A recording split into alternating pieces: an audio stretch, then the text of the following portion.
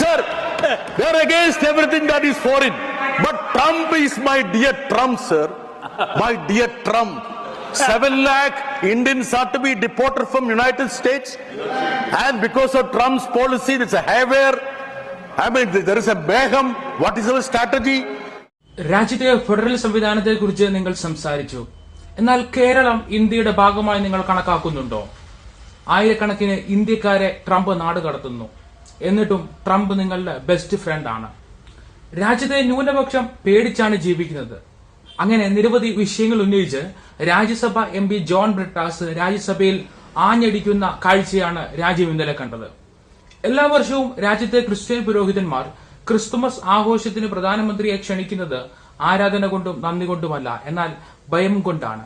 2024 Christian സമുദായത്തിലെ ആളുകൾക്കെതിരെ 834 അതിക്രമങ്ങൾ രാജ്യത്തുണ്ടായി. Bible വീട്ടിൽ സൂക്ഷിച്ചതിനാണ് ഇവരിൽ പലരും ആക്രമിക്കപ്പെട്ടത്. In one of the states, the local court was surprised.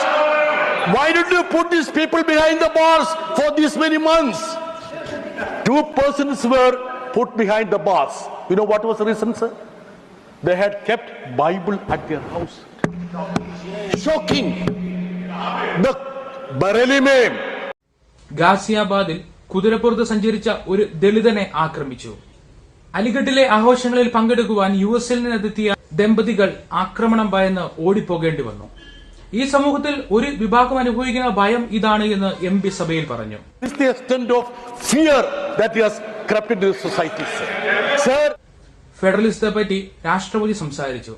എന്നാൽ കേരളം ഈ രാജ്യത്തിന്റെ ഭാഗമാണോ? വയനാട് ദുരന്തമുണ്ടായപ്പോൾ നിങ്ങൾ സന്ദർശനം നടത്തി. എന്നാൽ ഒരു നയാ പൈസ ദുരന്ത നിവാരണത്തിന് നൽകിയിട്ടില്ല. Honorable Rashtrapati ji spoke about federalism, sir. I have to ask, isn't it Kerala part of this country, sir? Sir, Wayanad tragedy, I'm happy that the whole house came together to express solidarity with Kerala. Not even a single pie has been given to Kerala. ഈ വർഷത്തെ ബജറ്റിൽ കേരളത്തെ പൂർണ്ണമായി അവഗണിച്ചു. ഒരു മന്ത്രി ഈ സഭയിൽ അതിന് മറുപടി പറഞ്ഞത് ഇങ്ങനെയാണ്: നിങ്ങളുടേത് ഒരു പിന്നോക്ക സംസ്ഥാനമായിരുന്നെങ്കിൽ പരിഗണിച്ചിരുന്നേനെ.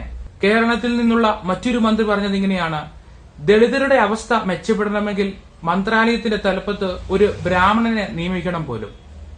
സംസ്ഥാനങ്ങൾ രക്തം നൽകി പടുത്തുയർത്തിയ സർവകലാശാലകളുടെ തലപ്പത്ത് ആരെ നിയമിക്കുവാനും ഗവർണർക്ക് അധികാരം നൽകുന്ന UGC ബില്ലിനെതിരെ വിദ്യാഭ്യാസ മന്ത്രിയോട് ജോൺ ബ്രിട്ടാസ് വിയോജിപ്പ് അറിയിച്ചു. 7 ലക്ഷം ഇന്ത്യക്കാരെ യുണൈറ്റഡ് സ്റ്റേറ്റ്സിൽ നിന്ന് നാട് കടത്തുന്നു. ട്രംപിന്റെ നയങ്ങൾ മൂലം നിരവധി തകർച്ചകൾ നേരിടുന്നു. എന്നിട്ടും ട്രംപ് ഫ്രണ്ടാണ് എന്ന് നിങ്ങൾ പറയുന്നു. You know, even the 552 crore allocated for the artificial intelligence mission last year, you know how much they spent? They hardly spent 173 crore rupees. And they talk about artificial intelligence. Sir, where does നിർമ്മിത ബുദ്ധിക്ക് കഴിഞ്ഞ വർഷം 502 കോടി അനുവദിച്ചതിൽ 173 കോടി ഉപയോഗിച്ചിട്ട് നിർമ്മിത ബുദ്ധിയെക്കുറിച്ച് അവർ ഘോരഘോര സംസാരിക്കുന്നു. Indian സ്വാതന്ത്ര്യ സമര സേനാനിയായ ഹസ്രത് മൊഹാനിയെക്കുറിച്ചും ബ്രിട്ടാസ് സഭയിൽ പരാമർശിച്ചു. സമ്പൂർണ്ണ സ്വാതന്ത്ര്യം എന്ന ആശയം കൊണ്ടുവന്നതിൽ ഒരാൾ ആണ് ഇദ്ദേഹം.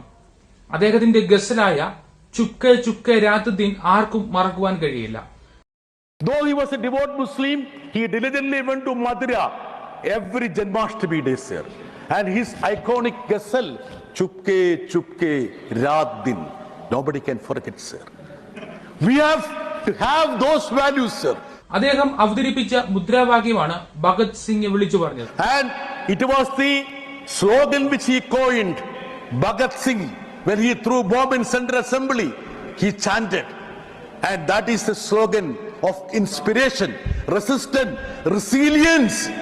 That is Inqilab Zindabad. That is his country. We need to protect this country.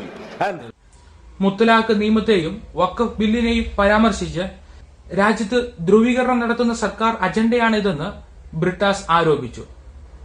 എന്നാൽ സ്വാതന്ത്ര്യ സമരകാലത്തുണ്ടായിരുന്ന നന്മകൾ തിരികെ കൊണ്ടുവരണമെന്ന് ആവശ്യപ്പെട്ട് ജോൺ ബ്രിട്ടാസ് MP ആവേശകരമായ പ്രസംഗം അവസാനിപ്പിച്ചു.